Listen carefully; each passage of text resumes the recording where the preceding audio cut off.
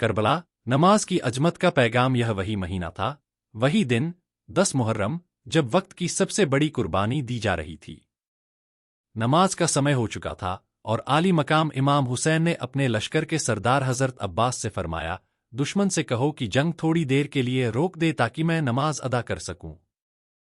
حضرت عباس گھوڑا آگے بڑھا کر دشمن سے بولے، ہمیں بس تھوڑی مہلت دو، ہم نماز ادا کر لیں، پھر جو چاہو کرنا۔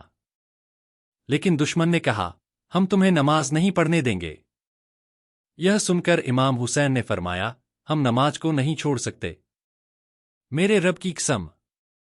اگر حسین نماز پڑھتے تو کوئی فرق نہیں پڑتا، لیکن اگر نماز نہ پڑھتے تو پیغام ادھورا رہ جاتا۔ نماز اور کربلا کا میدان، تلواریں چمک رہی تھیں، تیروں کی بارش ہو رہی تھی، لیکن امام حسین اور ان کے جانثار ساتھیوں نے زخمی جسموں کے ساتھ بھی سجدہ کیا۔ لہو بہتا رہا، زخم گہرے ہوتے رہے، مگر نماز کو قربان نہیں کیا گیا۔ یہ پیغام تھا رہتی دنیا تک کے لیے کہ نماز ہر حال میں فرض ہے، اسے کسی بھی حالت میں نہیں چھوڑا جا سکتا۔ جنت کے سردار رسول اللہ نے فرمایا، حسن اور حسین جنت کے نوجوانوں کے سردار ہیں۔ یہ وہ ہستیاں تھیں جن سے نبی پاک بے پناہ محبت کرتے تھے۔ انہیں اپنی گود میں کھلاتے، اپنے کندھوں پر بٹھاتے اور فرماتے، جو ان سے محبت کرے گا اللہ بھی اس سے محبت کرے گا۔ حسن اور حسین کی پرورش، جب بھی امام حسن و امام حسین نبی کے پاس آتے تو آپ انہیں چومتے، گلے لگاتے اور فرماتے، یہ میرے جگر کے ٹکڑے ہیں۔